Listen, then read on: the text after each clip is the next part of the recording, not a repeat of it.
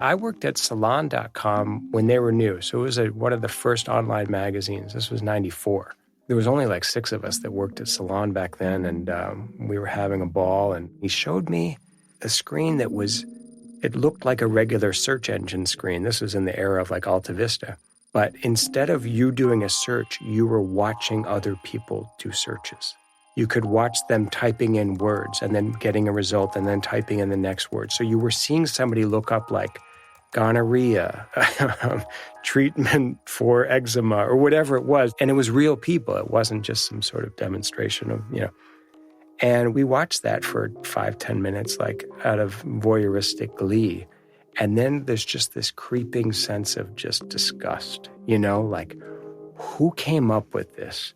Who is enabling us to look through this mirror?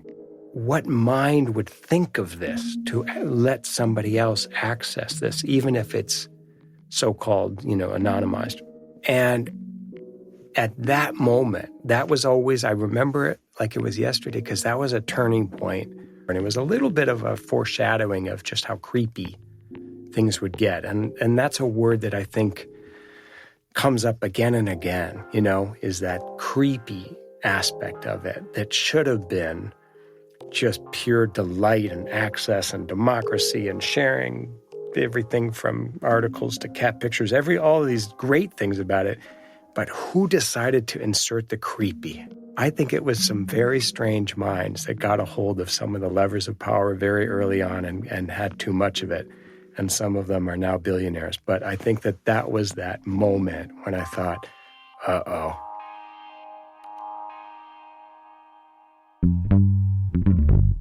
That's author Dave Eggers, and he's talking about an early experience he had with the potential for real creepiness online, a topic he has since satirized in several of his novels.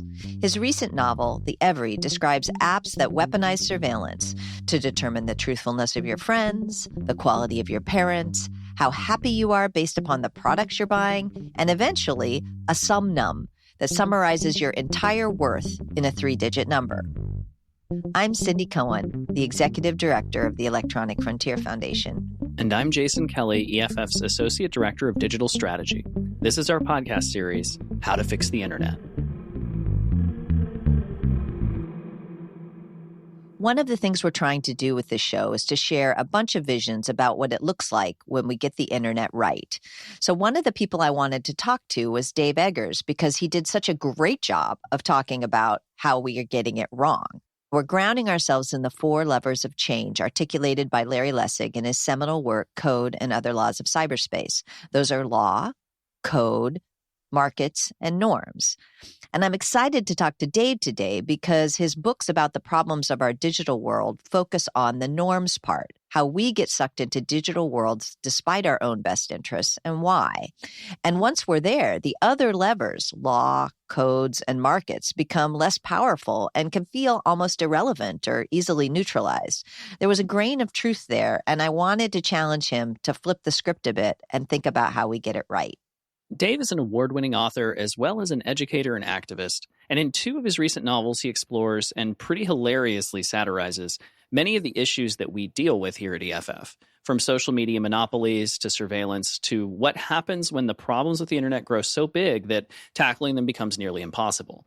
As Cindy described in his book, The Every, Dave takes all the worst and scariest ideas about online life to their most horrifying conclusion, and no one ever says enough. So we started with a simple question. What compels him to imagine these worst-case digital scenarios and put them on the page? I think that we sometimes need the darkest version of where we're going as a species. We need to be able to paint that picture so that we can avoid it.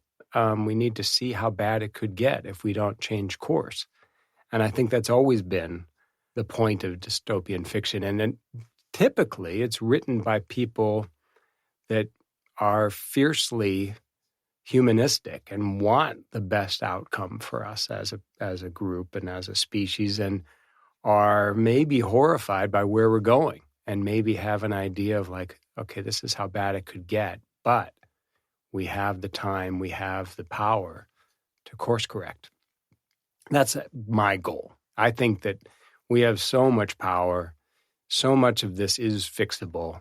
And I think that what I was trying to do was exaggerate it to the point so that it was comical, and also mix that with sheer horror. And this is the sort of way anytime I'm experiencing digital life, it's a mixture of horror and comedy.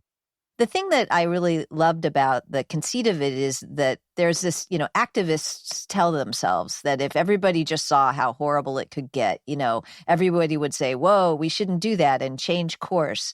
And so you set your protagonist to do that, and then it doesn't work, right? Because no matter what crazy idea she comes up with, like, are your friends your friends? And do your parents, were they good parents? And all of those kinds of things, that everybody just adopts them. And it ends up that it's pretty hard for her to create that moment where we all recognize how bad it's gotten and we make the great leap forward to something like that. And I wondered how you thought about that, because as an activist and as somebody who's often trying to bring those moments about, I shared her frustration.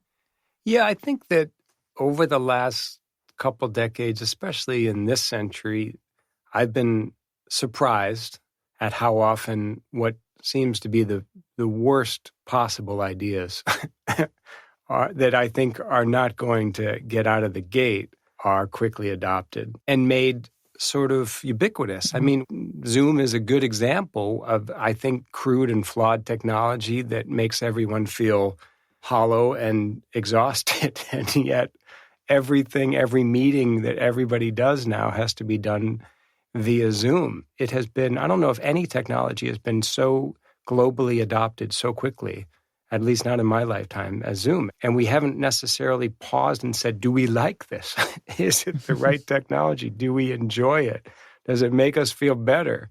I think that the look, everybody in their closets, everybody in their garages and their living rooms, they have to think about what their backdrop is. Everybody, that fisheye technology that makes it all look like a hostage video. It's so strange to see how universally adopted it is when I have never met anybody that likes it. And so, I don't know. That's just one of the 1,000 ways that I think that we quickly embrace every specious or maybe questionable and sometimes, in some cases, purely absurd new twist on digital life. It's weird. I have such infinite hope in humanity, and then sometimes I'm just kind of startled by the things that we'll embrace.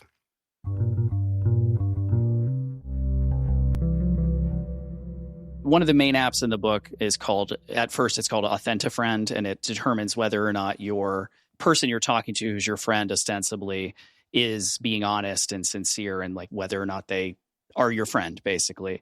And there's a moment where the main character is pitching this, and she says that she also thinks it could help with depression and maybe even suicidal ideation and things like that, because it can detect what kind of thoughts people are really having based on what their face looks like and what they're saying. And she's intending this to be, a terrible idea, which of course is immediately adopted. And just a few years ago, my partner works in mental health, and there was a hackathon where literally that exact idea was presented, and all of the other judges, who were all VCs, were like, this is the best idea anyone's ever had. And she was like, this is a terrible idea. You can't diagnose someone with depression just with a metric and then no follow-up. There's so many reasons why that wouldn't work. And as I read this, I was like, wow, were you at that hackathon? Or is this just like where did these terrible ideas come from, as someone who doesn't, like you said, tries to spend less time than probably people like us at EFF looking at new tech? How did you come up with these terrible ideas? I mean, this is a weird mindset to put yourself in, but I feel like it is literally the mindset of a lot of company founders, I have the same impulse. I'm trying to think of the worst and most destructive apps and forms and algorithms possible, but also something that would have some ostensible use or some superficial appeal, because that's where I think that the line is always interesting to me, is that there are maybe useful applications. And I always used to call it like a 51-49, like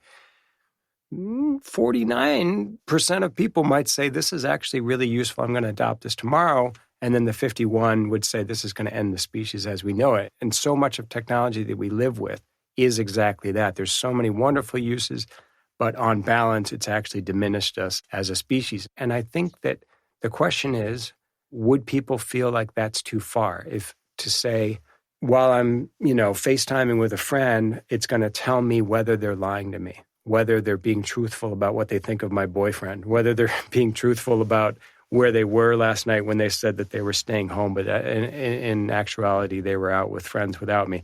All of these things. I think that the temptation to use that kind of interpersonal surveillance technology is so overwhelming that it would be popular and universally adopted kind of overnight, even despite the fact that it's based on mistrust of your friend, it's based on spying, it requires sort of a kind of surreptitious spying on your friends. It itself is deceitful. What's so funny is because it's a one-way technology where you are spying on your friend to see if your friend is truthful to you, and you're not telling your friend that you're using this technology while you're using it. But I think that anything that gives people, and this is all of us, I'm not judging, because I think that we all are trying to eliminate uncertainty in our lives. And so anything that tells us or seems to answer a question that beforehand had seemed unanswerable, is this person I love and care about being truthful with me? We will instantly adopt that technology. And I think that that's the kind of species level pivot that we've made in these last 10, 15 years that I think is especially unsettling. Think about how we live with credit scores, which a lot of parts of the world do not. Mm-hmm. And we have 3 companies that are private and opaque, and they govern most of our access to opportunity. So through a 3-digit number that's based on whether you did or didn't pay a credit card bill when you were in college, or whether or not your dentist reports you to a collection agency because you're a month late on a bill. If you dip below a certain number on your credit score, you cannot rent an apartment, you can't buy a car, you can't sometimes be employed. And these companies answer to nobody. Yep. And yet it is an outrageous system. It's incredibly anti-democratic. It's it's most destructive to the most marginalized people. And yet there's no legislation really that governs them effectively.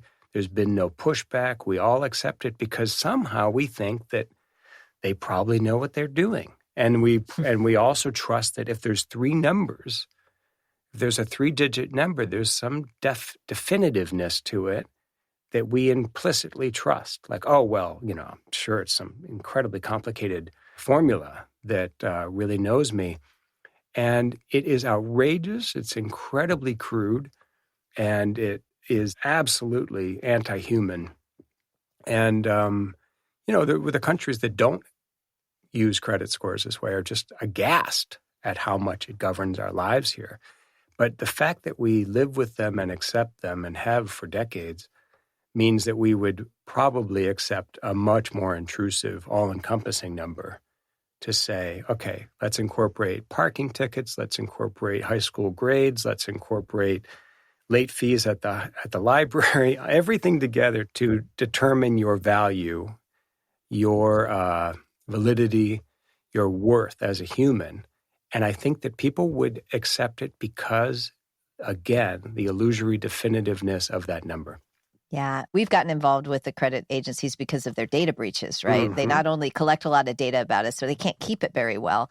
And it's amazing in that context, the power of the American dream is based upon easy credit. That is so empowering to people that we need to tolerate not only the system, but the fact that the system breaks in ways that really hurts people in the ways that you're talking about, but also with identity theft and other things when they can't keep a hold of their data. It's an amazingly powerful argument, but I think you're right about the underlying emotional thing. The other thing I liked about your book, a similar way, is this idea that you can surveil yourself to safety, right? This is something we fight in a lot of the work that we do, that the more we're watching each other and our streets and our public behavior, but even our private behavior, the safer we'll be. I'm always sort of more interested in the average human, Mm-hmm. how we are empowering the life of 24/7 surveillance and the power of monopolies, how we are giving all this power willingly away. That's always been the most interesting thing to me. On that note, the jungle, as it's called in the Every, is really just an obvious stand-in kind of for Amazon. And it is monopolies that you're kind of talking about when it comes to the Circle combining with this other large shopping and distribution company that is represented as the Jungle in the book. That was something that you actually tackled when you put out the book by not putting it on Amazon. And I think that was, it sounds like a very difficult thing to do. To put out a book that isn't on Amazon sounds like it was surprisingly complex. And I wonder, like, how did that happen? How did you manage that? And how is it working?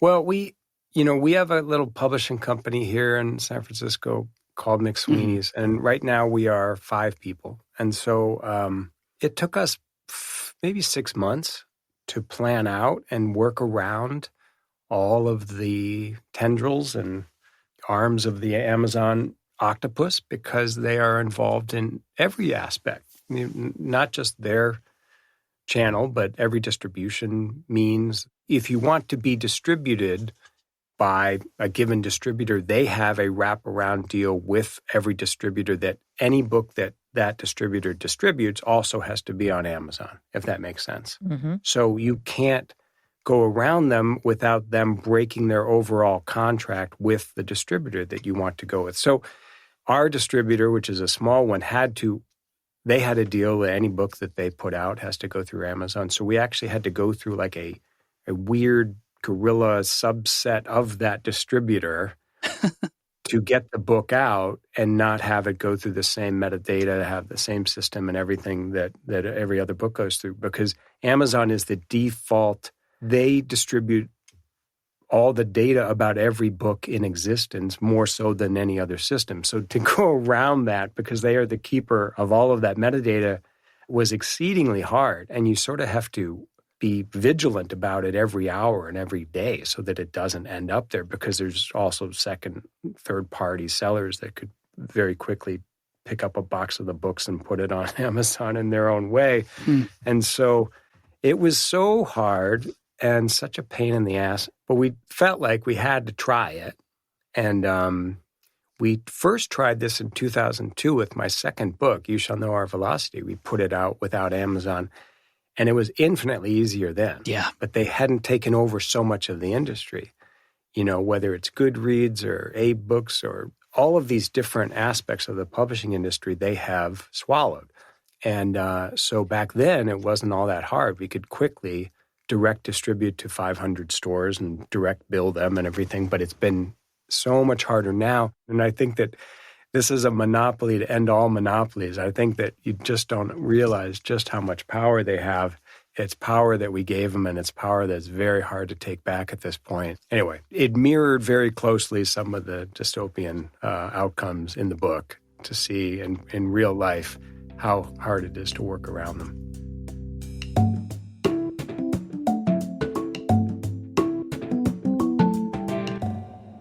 I want to jump in here for a little mid-show break to say thank you to our sponsor. How to Fix the Internet is supported by the Alfred P. Sloan Foundation's Program in Public Understanding of Science and Technology, enriching people's lives through a keener appreciation of our increasingly technological world and portraying the complex humanity of scientists, engineers, and mathematicians. So a tip of the hat to them for their assistance.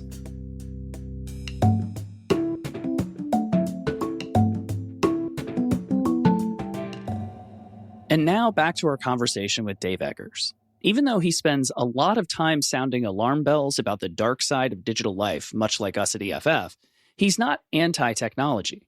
Actually, back in the 90s, he was a self-described early adopter. I was a pretty early adopter. I had the first, the second, the third Apple, the Mac. I learned desktop publishing because of how they sort of democratize access to those of us that can't do any math, I computer before the Apple computers, it was completely inaccessible to a mind like me. But suddenly, because of how Apple made it aesthetically inviting and sort of, created an interface that, the humanities people could understand, it made me a publisher. It made me a graphic designer. It gave so much access in so many ways. And so I was such a a devotee way back when. And I think because I was so enamored with so much of this technology that I got really disappointed when it took so many dark turns of like the conglomeration of wealth and power, the surveillance aspect of it. Every new twist to it just made me really sad because I loved so much of it before that. I mean, as an example, I still have the laptop I work on a daily basis is 19 years old. And Wow. all my software I bought then, I own it. Mm-hmm. And I know Right. that EFF talks about this a lot. Like, Yep. I can repair it, so it gets into right to repair the software. I never have to update because I bought it. I own it. I shouldn't have to have an ongoing relationship with this company. I own the stuff. I know how to use it. And I think that relationship to technology is sort of how I like it. Like, you buy something, you buy a great tool that brilliant engineers put together, and that's it. That's the relationship. I say, see you later. Thank you very much. I admire what you've done. Now leave me alone. Let me use the tool that you created. But I think that this relationship that you can never be free, you have to report back to them that they essentially own what you bought. This machine that you thought you bought is sort of on loan in a way, or on tether to the mothership, I think is very disturbing and very unfree. And very much different than the relationship that we had or in the early days to these great machines and technologies, right? Yeah, absolutely. This really sets up one of the main things I wanted to talk about with you, which is, what does it look like to you if we get it right? What are the kinds of things that we would experience in our day-to-day lives and involving technology, but how would it feel different? What would it look like if we came up out of this dystopia into something that really worked? And already I'm hearing a piece of it, which is at EFF, we say, you bought it, you own it, right? Yeah. Like the tools that you are using every single day are yours, and you can tinker with them and play with them and decide how you want to interact with them. And you're not tethered to a mothership for that. That's a beautiful one. I'm wondering about that, but also if there's any other things that you think of. Yeah, I mean, I think none of these tools should require an internet connection.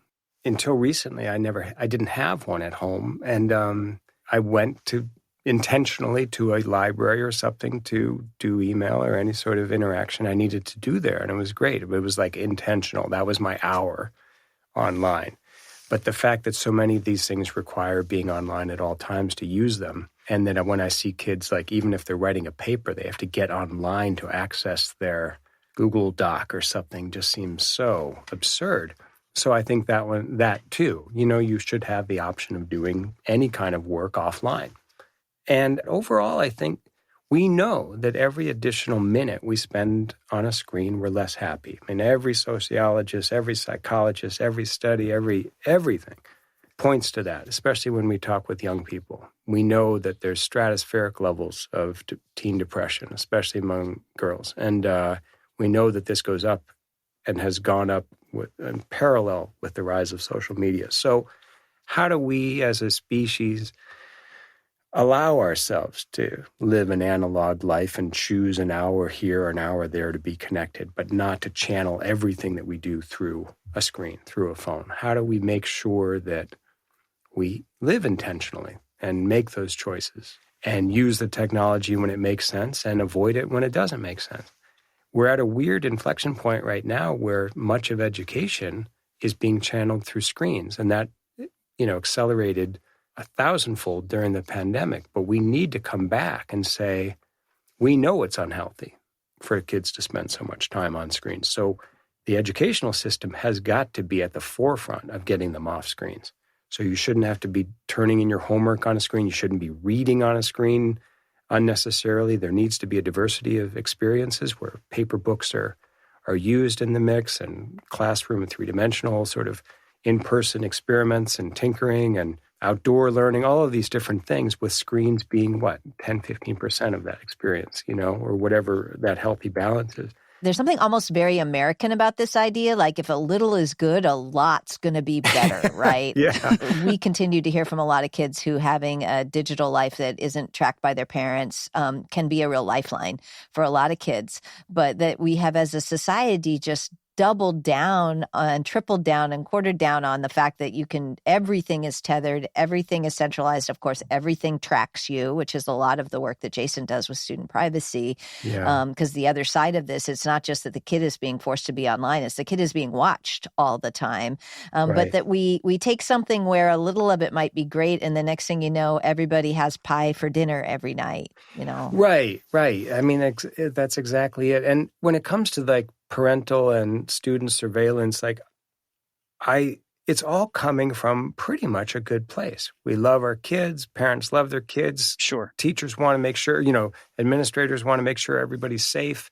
And so there's cameras in every classroom, and parents track their kids through, Find My Phone, because they care about them. They want to know that they're somewhere. But at what cost? For a young person that's been surveilled every day of their life since they're 10 years old, it's a very different experience. And there's no wonder that so many students, young people, have trouble with independence and problem solving and dealing with so-called adulting, is because they've been, living in a state of constant surveillance since they've been cognizant. And I think that we have got to be comfortable with some mystery, some nuance. When your teenager goes out, they tell you where they're going to go, and you have to trust them, and then they come back, which is the way it was for 10,000 years. And so, but I think that we've got to think about the way that we're using these technologies and the way that we are, I guess, accelerating this very, very rapid change in the species to be one that is comfortable living in a panopticon as opposed to one that is truly free. I look forward to the utopia that you write about as the sequel to the Every. I think that's something not that you're planning on doing that, but we would love, I think, to hear all the good things that could happen instead of all of the terrible things that do happen. It's so easy. I mean, I know I sound like such a grump, but like, it's so easy to live in balance. I just think you have to make choices. I can't have a smartphone because I find them too addictive. So I have a flip phone. I've always had a flip phone. And to me, that's the right balance. And even then, I can get this one weird little news feed on my flip phone, and I check that too much. But I know what's too much for me. And it took me a lot of years to find that balance. I knew if I had internet access all day, I wouldn't work. And so I had to make that choice to say, I'm not finishing the day where I want to finish it. I don't feel good. And I think if we all, and employers allowed this, if schools allowed it, parents allow it, everybody to make that intentional choice of how they best feel at the end of the day, then we're a happier species. We have to remember that we are animals. We do really benefit from being outside and being unstructured and being bored sometimes and being totally free and not being, checking in on the mothership all the time and just being completely sort of untethered. And I think that's what's missing, and that's what's making us sick. That's why there's a societal malaise so many people feel, and that kind of empty feeling that they're feeling is because they're not giving themselves all of these things that for 10,000 years we've needed as a species. And I think we just have to remember what we need to feel good, to feel fully human. And if we can put all those things in balance and use these wonderful tools, in balance, then I think we're going to be okay. But we got to think about it. It was really fascinating to talk to Dave Eggers because his new novel really articulated a lot of the concerns that EFF has. And also he's someone whose books I've been reading for, frankly, decades. So I was really excited to speak with him and learn, how he came to these conclusions. And in that conversation, I learned a lot about what he sees as the best solutions that people can take to fix some of the problems he's described with our digital lives. Cindy, what parts of the conversation really struck you as being something that you'll come away with? I mean, I think the thing that Dave is a master of is kind of thinking about, again, what Larry Lessig called social norms, but more like what inside us is drawing us to build some of these bad tools that are not in our interest, and kind of excavating that a little bit. And I think it's important both because it's really good storytelling and it really brings things to life, but also recognizing the role that we as individuals or as a society play in going towards surveillance as a solution to every problem, and believing in the modern day phrenology that you can tell, what's going on in somebody's head from their facial expressions or their clicks on a keyboard or something like that. I think that that's his job. I don't think that that's the only way to think about solutions. I think that law and the way we code and markets can all play a role in getting out of this hole. But I also think he points out that once you get one company that is very, very powerful, those other tools seem less and less available. And, we have a story in the Every about a legislator who's trying to bring some balance into the world. And the fact that this company is surveilling everybody means that they can bring out whatever piece they need to bring out to neutralize him. So the other three levers become less important or less available to us the more we give power to one company or one set of leaders to do all the rest of it. So I think he just does a beautiful job of bringing that to light. And then it's our job, as the activists, to try to figure out how to take that and combat it. But it's important to recognize that there are powerful forces that are leading a lot of people to choose things that really aren't the right things for themselves or society. I think that's 100% right. I was really struck by his idea of the right to an analog life and the hope that we could build systems that allow people the ability to step away from tech if they want to. What did you think about that?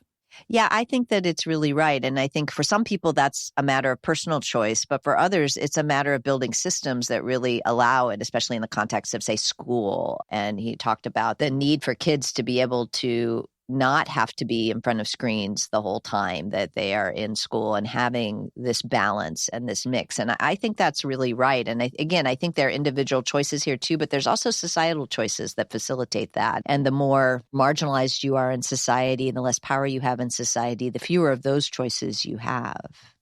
And the right to an analog life is really just a sort of interpretation of another idea he brought up, which was our ability to have a balance. An hour a day, if you will. I'm sure it's a lot more for most of us, and that's fine. But an hour a day of using devices, for example, I think that ability to be able to set up that balance for ourselves is really important, and part of that right to have that analog life, or at least have a part of your life be analog.